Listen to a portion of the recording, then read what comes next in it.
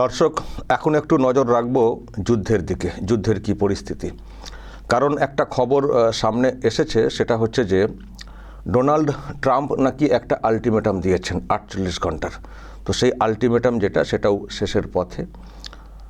কিন্তু এদিকে আবার ইরানও পাল্টা হুঁশিয়ারি দিয়ে রেখেছে। ফলে কোন দিকে যাচ্ছে পরিস্থিতি আমি দর্শক একটু চর্চা করব। আমি অনলাইনে নেওয়ার চেষ্টা করছি ব্রিগেডিয়ার দেবাশিস দাসকে, যার কাছ থেকে আপনারা খুব সুন্দর ব্যাখ্যা শোনেন।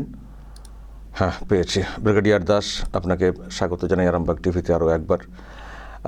আমি মাঝখানে তো কদিন ব্যস্তও ছিলাম, ঈদও গেছে মাঝখানে, তো খুব একটা নজর রাখতে পারিনি। কিন্তু যে খবরটা দেখছিলাম যে ট্রাম্প নাকি একটা আলটিমেটাম দিয়েছেন 48 ঘন্টার, যেটা আজকে শেষ হতে চলেছে।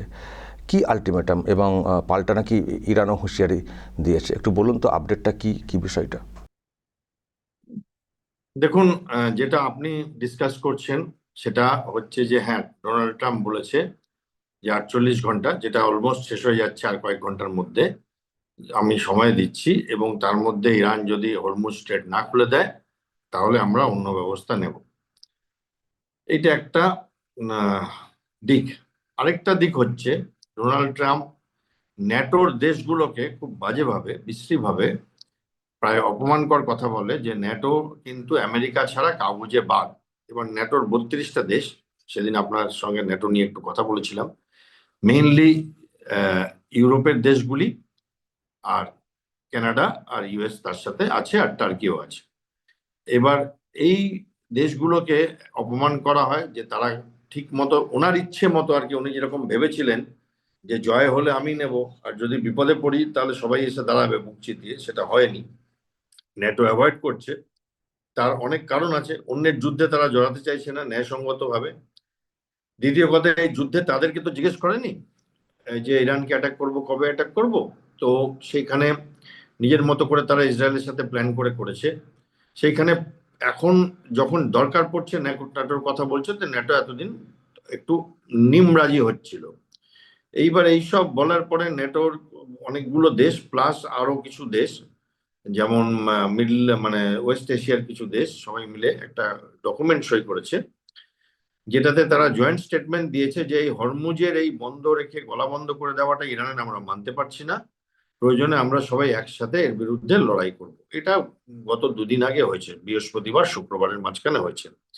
এই স্টেটমেন্ট দিয়েছে, আপনি যদি দেখেন ইউরোপের মেজর দেশগুলো দিয়েছে, France, German, Italy, Netherland, Switzerland, Sweden, এরা দিয়েছে। প্লাস এছাড়া আপনার কানাডা দিয়েছে, নিউজিল্যান্ড দিয়েছে, এবং ইউকে দিয়েছে, সাউথ কোরিয়া দিয়েছে। এবং এইখানে একটা ব্যাপার হচ্ছে যে আমার মনে হয় 48 ঘন্টা উনি এই জন্য বলছেন, আমি 100% জানি না, যে এই জাহাজগুলোর এই দেশগুলোর যুদ্ধ জাহাজ হয়তো রওনা দিয়ে দিয়েছে নানান দিক থেকে এই হরমুজের দিকে। কারণ কোথাও একটা, আমি যেটুকুনি বুঝি, আমি দেখতে পাচ্ছি যে আমেরিকা সটকাবার চেষ্টা করছে এই যুদ্ধ থেকে, এবং ইরান কোনো রকম ভাবে কোনো দুর্বলতার প্রকাশ এখন অব্দি করেনি। উল্টে কিছু বেশি অ্যাগ্রেসিভ বা আক্রমণাত্মক ভাব আমি ইরানের দেখছি। হালকা করে একটা বলি আমি যে কেন এই কথাটা বলছি। কারণ আমেরিকার মতিগতি আমার সুবিধের লাগছে না। কারণ তারা হট করে চীন এবং জাপানকেও বলছে তোমরাও এসো, এখান থেকে তেল নেওয়ার জন্য তোমরা অন্তত এই জায়গাটাকে তো সিকিউর করো। এবং চীন কোনোভাবেই আমেরিকার বন্ধু না, কোনো অর্গানাইজেশনে নেই, তো তাকে কেন ডাকছে? কারণ আমার মনে হয় তারা একটা গরম কয়লাকে হাতে নিলে মানুষ যেমন করে ফেলে দেয় সেরকম করে ফেলে দেওয়ার চেষ্টা করছে। দ্বিতীয় কারণ, আমেরিকা এই যে তেলের ডলার বাড়িয়ে দেবে, ইরান ধমকি দিয়েছে যে আমরা ডলার এমন জায়গায় করে দেবো যে সারা পৃথিবী বলবে যে হ্যাঁ কি হলো। সেইখানে আমেরিকা রাশিয়ান তেল কিছুদিন আগে বলেছিল আপনারা কিনতে পারেন। তার 2-4 দিন পরে, মানে আজ থেকে 7-8 দিন আগে দেখলাম ইরানিয়ান অয়েলও নাকি এখন লোকে কিনতে পারে। ইরানের তেলের উপরে যে আমেরিকার এত বছরের স্যাংশন লাগানো, যাতে ইরান কাউকে বিক্রি করতে না পারে, এবং ইরান বিক্রি করতে পারেও না, লুকিয়ে চুরিয়ে কিছু বিক্রি করে আর চায়নাকে ওপেনলি বিক্রি করে। সেইখানে দেখছি যে এরা বলছে ইরানিয়ান অয়েলও তোমরা কিনতে পারো। কারণটা কি? কারণটা হচ্ছে তিনি চাইছেন যে কোনো রকম ভাবে এই তেলের দামটা যেন এমন না হয়ে যায়, একটা টেম্পোরারি সলিউশন দেওয়া যায় এই তেলের দামের জন্য। এক মিনিট। এইবার আসুন আপনি, যে ইরান কি বলছে। ইরান কি খুব খুশি যে তারা তেল বিক্রি করবে? না, ইরান নিজেদের টেলিভিশনের মাধ্যমে দেশ সারা পৃথিবীকে হাসাহাসি করছে, বলছে যে আমাদের তেল শেষ হয়ে গেছে, আমাদের আর তেল নেই, আমাদের দোকান বন্ধ আছে, আমরা দেব না, এবং হাসাহাসি করছে। কালকে একটা টিভি চ্যানেলে দেখলাম যে ইরান বলছে, যেমন করে ট্রাম্প বলে যে আপনাকে ইউ আর ফায়ার্ড, এমনি করে ইরান ব্যবহার করছে, মিম ব্যবহার করছে যে ইউ আর ফায়ার্ড, মানে ডোনাল্ড ট্রাম্প তুমি ঠিকঠাক কাজ করতে পারোনি, তোমাকে তোমার দেশের লোক ফায়ার করে দেবে। এবং মাঝখানে মোস্তফা নিয়ে যখন কথা হয়েছিল তখন ইরান থেকে বলা হয়েছিল যে আমাদের লোকেরা না হয় ভয় পেয়ে গেছে তাই পাবলিকে আসছে না, কারণ উনি পাবলিক অ্যাপিয়ারেন্স দিচ্ছিলেন না, কিন্তু তোমাদের লোকেরা তো এপস্টিন ফাইলে কেলেঙ্কারি করে, এরকম একটা ব্যাপার আছে, তু ম্যায়। এবার হচ্ছে, কালকে ট্রাম্প একটা কথা বলেছে, আমরা হরমুজটা তো অত ব্যবহার করি না, আমাদের অত ব্যথা ভাবা নেই। এই দেখুন, এর আগে অবধি বলেছে হরমুজ আমরা এসকর্ট করে নিয়ে যাব প্রত্যেকটা জাহাজকে, আমরা ইরানকে এমন মারবো যে তারা হরমুজ বাধ্য হয়ে যাবে আমাদের ছেড়ে দিতে। এখন বলছে আমাদের তো অতটা হরমুজ ব্যবহারে লাগে না, সেটা সত্যি কথাই। তাদের তেলগুলো যায় সৌদি আরব থেকে, সেদিন যেটা দেখিয়েছিলাম ওই লোহিত সাগর বাঁদিকের সমুদ্রটা, সৌদি আরবের বাঁদিকে ওইখান দিয়ে আপনার সুয়েজ ক্যানাল দিয়ে ভূমধ্য সাগর হয়ে বেরিয়ে যায় প্যাসিফিক ওশানে এবং আমেরিকাতে। বলছে আমাদের তো এতটা লাগে না, তো যার লাগে তারা নিজের নিজের ব্যবস্থা করুক। এইগুলো একটা, আবার একটা স্টেটমেন্ট আসছে যে আমাদের যা যা উদ্দেশ্য ছিল ইরানের করার সেগুলো আমরা করে দিয়েছি, যুদ্ধে এবার আমার যেদিন ইচ্ছা আমি শেষ করে দেব। এইখানে আমি কোথাও একটা দেখতে পাচ্ছি যুদ্ধের শেষের ঘোষণা উনি করছেন। এই ব্যাপারটার সাথে আরেকটা ব্যাপার আছে, ইসরায়েলও কিন্তু একই সুরে গল্প বলছে, আমাদের কাজ হয়ে গেছে। এবং আমরা, আপনি যদি দেখেন ইরানের তলার দিকে যেমন একটা সমুদ্র আছে, ভারত মানে একদম নিচের দিকে ডান দিকে, যেটাকে আপনি এতদিন ধরে দেখাচ্ছেন পার্সিয়ান গালফ আর গালফ অফ ওমান হরমুজ, আবার ইরানের উপর দিকে একটা সমুদ্র আছে, ওটাকে বলে ক্যাসপিয়ান সি। ওইখানে ইরানের কিছু যুদ্ধজাহাজ ছিল, ইরান ইসরায়েল সেগুলোকেও টার্গেট করে দিয়েছে, এবং তারপরে বলেছে যে আমরা যুদ্ধ শেষ করে দেবো, এবং আমরা ইউরোপকে চাই যে তোমরা এবার এসো, একটু এগিয়ে এসে এই যুদ্ধে তোমাদের কিন্তু মারবে এবার ইরান, ওদের কাছে বড় বড় মিসাইল আছে, তোমাদেরকে কিন্তু এবার আঘাত করবে। এই কথাটা কালকে ইসরায়েল বলছে। কোথাও দেখা যাচ্ছে আমেরিকার সুরে ইসরায়েল কাজ করছে, কিন্তু ইসরায়েলের কিছু উদ্দেশ্য পূরণ সত্যিই হয়েছে, তারা এক এক করে ইরানের যা যা পারে ধ্বংস করেছে, যেমন ইচ্ছে করেছে। এবং আমেরিকা এক কথায় বলতে গেলে এত বড় দেশ হয়েও ইসরায়েলের হয়েই লড়াইটা লড়েছে, এবং এখন একটু বেপাকে আছে। এবার আসি ইরান কি করছে। দেখুন, ইরান দুটো বড় বড় এয়ারক্রাফট ক্যারিয়ার ছিল, Abraham Lincoln and Gerald Ford. এই দুটো এয়ারক্রাফট ক্যারিয়ার এক একটাতে 70টা 80টা করে সব প্লেন, এইগুলো নিয়ে এসেছিল ওই গালফ অফ ওমান আর লোহিত সাগরের দিকে। তারা কোনো না কোনো কারণে এখান থেকে চলে গেছে। এবার আমেরিকা বলছে যে না তাদের কিছু হয়নি, কিন্তু দেখাচ্ছেও না যে কিছু হয়নি, সুস্থ স্বাভাবিক আছে। লোকে বলছে যে ইরানের ড্রোন আঘাতে নাকি আব্রাহাম লিঙ্কন এয়ারক্রাফট ক্যারিয়ারটির বাজে অবস্থা হয়েছে, এবং অন্যটি জেরাল্ড ফোর্ডে নাকি আগুন লেগে যায় কোনো কারণে, এবং সেই জন্য সেটা ঠিক করতে গেছে। তৃতীয় একটি এয়ারক্রাফট ক্যারিয়ার নাকি এদিকে আসছে।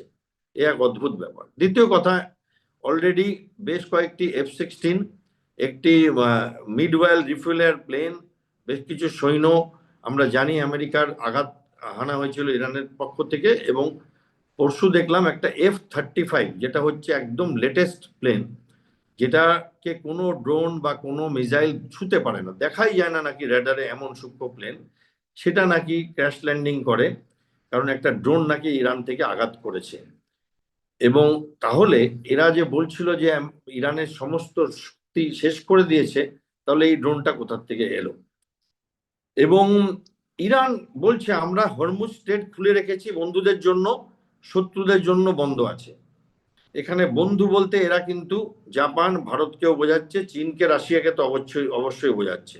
শত্রু বলতে number 1 Iran, Israel, number 2 America, তাছাড়া ইউরোপের দেশগুলি এবং অন্যান্য দেশগুলো যারা ওখান থেকে বেস ব্যবহার করতে দিচ্ছে গালফ কান্ট্রিজদের, তাদেরই বোঝাতে চাইছে, আমি যেটুকুনি বুঝি। ইউনাইটেড আরব এমিরেটস, এদের একখানা জায়গা আছে রাস আল খাইম বলে, রাস আল খাইম, এটা হচ্ছে আপনার, আপনি যদি ওই ম্যাপটাতে হরমুজ দেখেন, হরমুজের বাঁ দিকটাতে মানে এই দিকটা সাউথে দক্ষিণ দিকে উপরটা তো ইরান, আর বাঁ দিকে ওমান আছে আর ইউএই আছে। এবার ম্যাপটা ছোট বলে বোঝা যায় না, বাট ওমান আর ইউএইর মধ্যে মানে ইউএই অনেকটা চওড়া, এবং সেইখানে একদিকে যেমন পোর্ট আছে এবং রাসাল আইখাম বলে ওদের একটা এমিরেট আছে, সেইখানে একটা বড় গ্যাস আর তেলের ব্যাপার আছে, সেইটাকে অ্যাটাক করবে বলে ইরান বলেছে ইউএই কে, যদি আর একটাও মিসাইল আসে ওই দিক থেকে আমেরিকার বেস থেকে। এবার ইরান কিছু ব্যাপার করেছে, তারা নতুন কিছু মিসাইল বার করেছে যেগুলো আগে অতটা খেলছিল না, যেমন সেই খান, খোরাম শাহের, খাইবার, এবং এই মিসাইলগুলো সবকটারই 2000 কিলোমিটার রেঞ্জ আমরা যেটুকুনি জানি, এবং শব্দের থেকে 14-15 গুণ বেশি স্পিডে ছোটে, এবং এগুলো ব্যবহার করে বলছে আরো কিছু আছে, তারা হিন্ট দিচ্ছে। তো সেখানে তাদের মুড দেখে মনে হচ্ছে না যে তারা কোথাও খুব একটা ভয় পেয়েছে বা কম্প্রোমাইজ করতে চায়। এই 48 ঘন্টার নোটিশ যেটা দিয়ে আপনি শুরু করলেন, সেখানে ওরা বলেছিল আমেরিকা যে তোমাদের পাওয়ার মানে যেটা তোমাদের বিদ্যুৎ কেন্দ্রগুলো ওগুলোকে অ্যাটাক করে দেবো, বলেছে তাহলে পুরো গালফকে আমরা অন্ধকার করে দেবো। বলছে তোমরা বিদ্যুতে আঘাত আনবে, আমরা বিদ্যুতে আঘাত আনবো, তোমরা আমাদের নোনা জল পরিশোধনের প্ল্যান্টগুলো আঘাত আনবে, আমরা সেখানে আঘাত আনবো। এবং আরেকটা ব্যাপার হয়েছে যেটা খুব ইম্পর্টেন্ট, সেটা হচ্ছে আপনি যদি দেখেন ইন্ডিয়ান ওশেনের অনেকটা দূরে একটা জায়গা আছে, সেটাকে বলে ডিয়েগো গার্সিয়া, একটা ছোট্ট দ্বীপ। এই দ্বীপটাতে কিছুই নেই, একটা মানে ল্যান্ডিং করবার জায়গা আর কিছু ডিফেন্স রাখবার জায়গা আছে।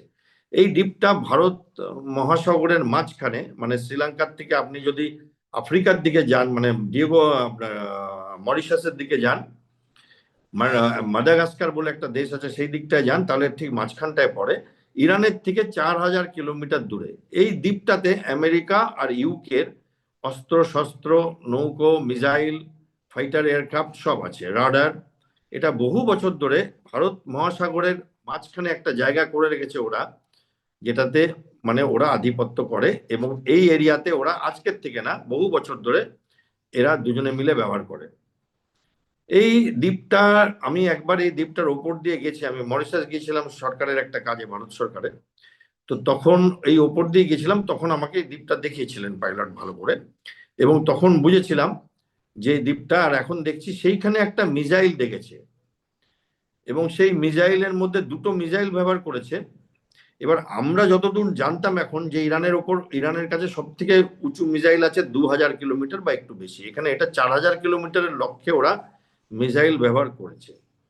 পৌঁছায়নি, আঘাত হয়নি, দ্বীপ জ্বলে যায়নি, বাট একটা মেসেজ দেওয়া হয়েছে আমাদের নজরে দ্বীপটা আছে, এবং হয়তো এটাও মেসেজ দেওয়া হচ্ছে আরো কিছু আছে যেটা আমরা বার করতে পারি। কারণ এই দ্বীপটাতে যদি অ্যাটাক হয় তাহলে কি হবে, ভারত মহাসাগরের ওপরে যে আমেরিকার আধিপত্য সেটা একদম ঘেটে যাবে, কারণ ওখানে বড় বড় রেডার আছে, সমস্ত জাহাজ চলাচল, ইন্ডিয়া যখন কোনো মিসাইল লঞ্চ করে, সমস্ত চায়না সব কিছু নজরের আগে ওখান থেকে আমেরিকা, এবং মাঝে মাঝে ইউকে। তো এইটা কালকে হয়েছে ডিয়েগো গার্সিয়া দ্বীপে। এবার এইটাতে একটু ঘাবড়েছে আমেরিকা, কারণ মনে হচ্ছে, কারণ তারা আজকে দেখলাম একটা ওয়ার্ল্ড ওয়াইড নোটিশ দিয়েছে যে যেখানে যেখানে যে দেশে আমেরিকানরা আছেন সেখানে সেখানে একটু সাবধানে থাকবেন, এবং আমেরিকার মধ্যেও, কারণ যারা ইরানকে সাপোর্ট করে তারা আঘাত করতে পারে।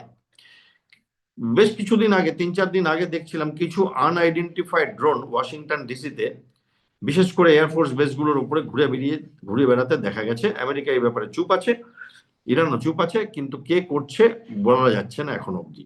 তো এইগুলো চিন্তার বিষয়। তো এইখানে দেখা যাচ্ছে যেটা আপনি বলছেন, আজকে 24 নম্বর দিন এই যুদ্ধের, এই 24 নম্বর দিনে যুদ্ধ শেষের একটা ইঙ্গিত পাচ্ছি আমেরিকা ইসরায়েলের থেকে, কিন্তু ইরান থেকে সেরকম ভাবে কিছু মনে হচ্ছে না।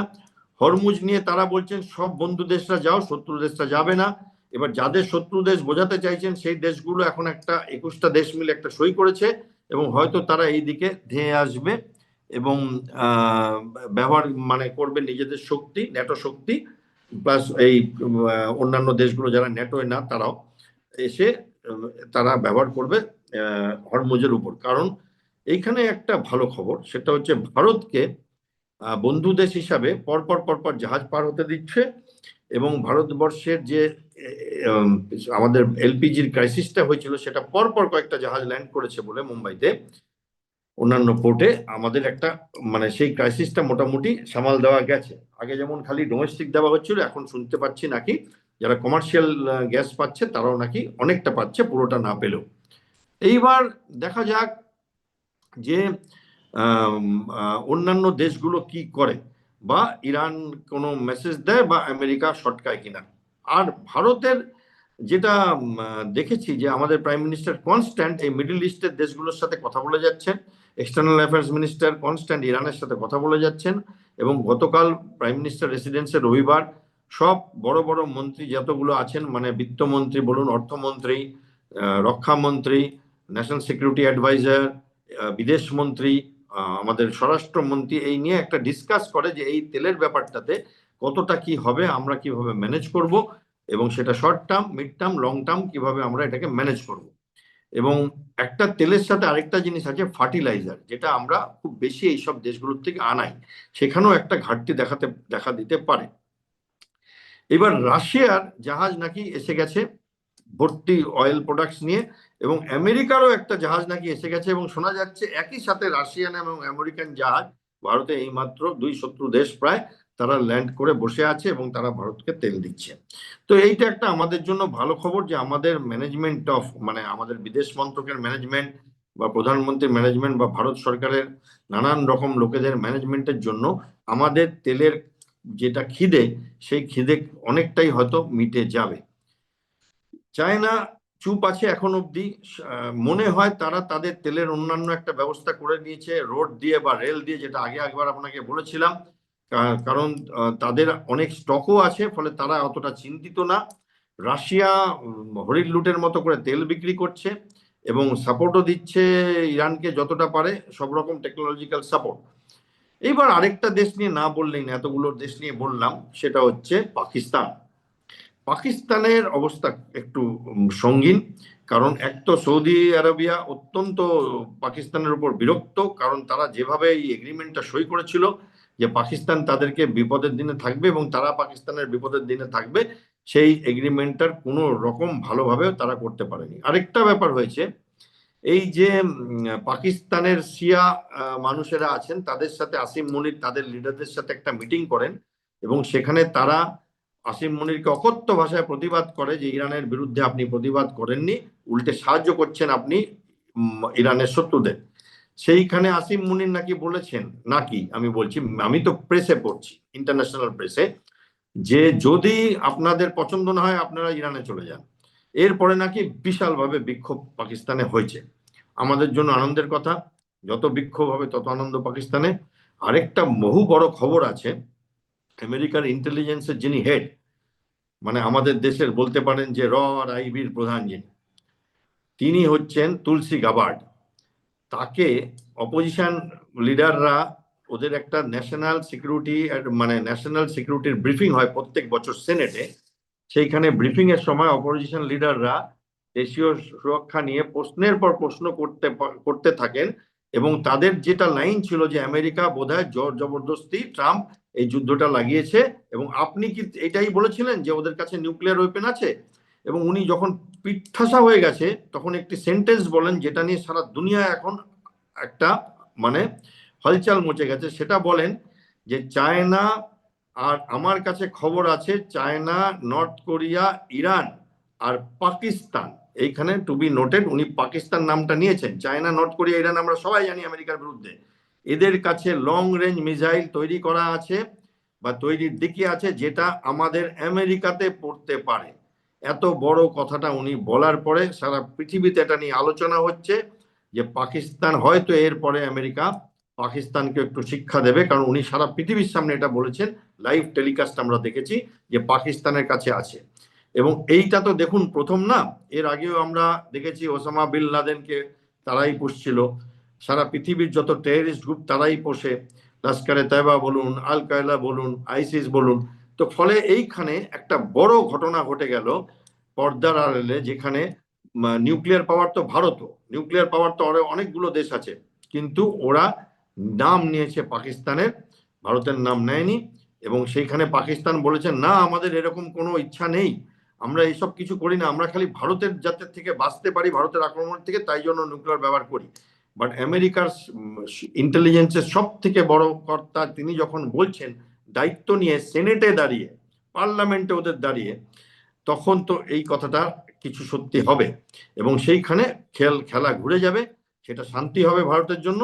এইটুকুনি দিয়ে আমি শেষ করতে চাই। আপনার যদি কোনো প্রশ্ন থাকে। আচ্ছা, আর একটা ছোট্ট কথা বলবো, সেটা হচ্ছে আমি একটা কথা বললাম short term, long term, mid term. Short term মানে এই ধরুন 10 দিন 15 দিনে আমাদের দেশে গ্যাসের ক্রাইসিস, পেট্রোল পাম্পের লাইন না লাগে, তার জন্য নয়, জাহাজ টাজ এসছে, আমরা কিনেছি রাশিয়ার থেকে, আমেরিকার থেকে, এখান থেকে ওখান থেকে, কিছু আমরা প্রোডাকশন বার করছি, কিছু। মিড টার্ম হলো যে ধরুন 3-4 মাস, যে আমরা কিছু নিজেদের থেকে ভর্তুকি টকুতি। আর লং টার্ম হলো যে বছরের পর বছর। এইখানে আমার লং টার্মে একটা আশঙ্কা হচ্ছে। কেন আশঙ্কা হচ্ছে? আমি যেটুকুনি বুঝি, দেখুন তেলের সাপ্লাই হরমুজ যদি এখন খুলেও যায়, তো যে তেল স্টকে আছে, ভারতের স্টকে কিছু তেল আছে, আবার যেই গালফ কান্ট্রিজ গুলো আছে তাদের স্টকে কিছু তেল আছে, সেগুলো দিয়ে তারা চালাবে। কিন্তু তেল প্রোডাকশন ইউনিট অনেক ড্যামেজ হয়েছে, সেটা ইউএইতে হয়েছে, সৌদি আরবেতে হয়েছে, কাতারে হয়েছে, গ্যাস প্রোডাকশন ইউনিট বাহরাইনে হয়েছে, কুয়াতে হয়েছে। তো এই দেশগুলোর তেল প্রোডাকশন যদি ব্যাহত হয়ে গেছে, এবং ইরানেরও হয়েছে, তাহলে একটা সময় আসবে যখন আমাদের নিজস্ব রিজার্ভ, প্রত্যেকটা দেশে, জাপানের রিজার্ভ আছে, চায়নার রিজার্ভ আছে, ভারতের রিজার্ভ আছে, কারো 40 দিন, কারো 6 মাস, সেই রিজার্ভটা শেষ হয়ে আসবে। আর যেইগুলো আমরা এখন কেনাকাটা করছি রাশিয়ার থেকে, এখান থেকে ওখান থেকে, সেইগুলো শেষ হয়ে যাবে। তখন গালফ কান্ট্রিজের প্রোডাকশন লাইন অত তাড়াতাড়ি যদি তৈরি না হয়, তাহলে আমি দেখছি আজ থেকে 6-7 মাস পরে একটা তেলের আকাল বা পেট্রোল, দেশীয় পেট্রোল, আমাদের দেশেও মূল্যবৃদ্ধি হতে হবে। এই হতে পারে, যেমন এই মুহূর্তে পাকিস্তানে যে পেট্রোলের দাম ছিল তার ডবল হয়ে গেছে, আর অনেকগুলো দেশে ডবল হয়ে গেছে, অনেক দেশে 30%, 40%, সভ্য দেশগুলোতে বাড়ানো হয়েছে, আমাদের সেরকম আঁচ লাগেনি পেট্রোলের দামে। তো এইবার এইটা যদি হয়, এটা কিভাবে সামাল দেবে? আমেরিকা কি বেশি তেল বিক্রি করবে, নাকি রাশিয়া বিক্রি করবে? অন্য কোনো সিস্টেম হবে, কোনো পাইপলাইন বানানো হবে, সমস্ত দেশ মিলে এই তেলগুলোর প্রোডাকশন লাইনটাকে আবার তৈরি করে দেবে? আমার কাছে এর উত্তর নেই, বাট আমি এটা আশঙ্কা করছি। এইখানে আমি শেষ করছি। আপনার যদি কিছু জিজ্ঞেস করবার থাকে জিজ্ঞেস করতে পারেন। আর কিছু জিজ্ঞাসা করা থাকতে পারে, আপনি এত ব্যাখ্যা দিয়ে দিয়েছেন।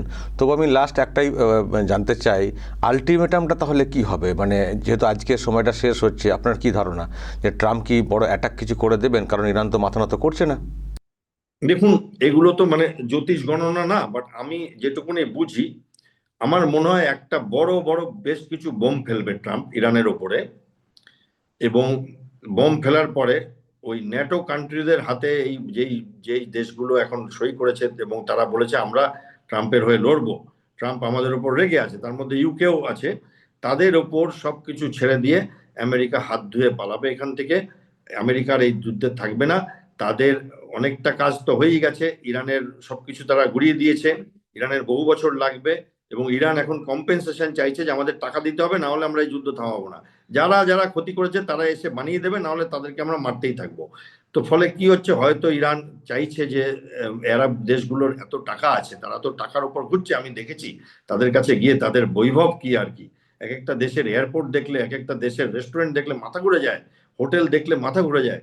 তো সেই সমস্ত দেশগুলোর থেকে হয়তো ইরান টাকা চাইবে, আমেরিকার থেকে টাকা চাইবে, ইউরোপিয়ান ইউনিয়নের থেকে টাকা চাইবে, এবং হয়তো তারা দেবে না আমি জানি না, বাট আমার মনে হয় একটা বড় কিছু আঘাত করে আমেরিকা এখান থেকে পাততাড়ি গোটাবে, বাট 100% কনফার্ম না, এগুলো বোঝা যায় না। এই যুদ্ধের বাতাবরণে যে কোন দিকে কি যাচ্ছে বোঝা যায় না, বাট আপাতত আমার এটাই মনে হচ্ছে। ওকে, অসংখ্য ধন্যবাদ সরাসরি থাকার জন্য। একটা বিরাট ব্যাখ্যা আপনি দিয়েছেন, ভালো থাকবেন।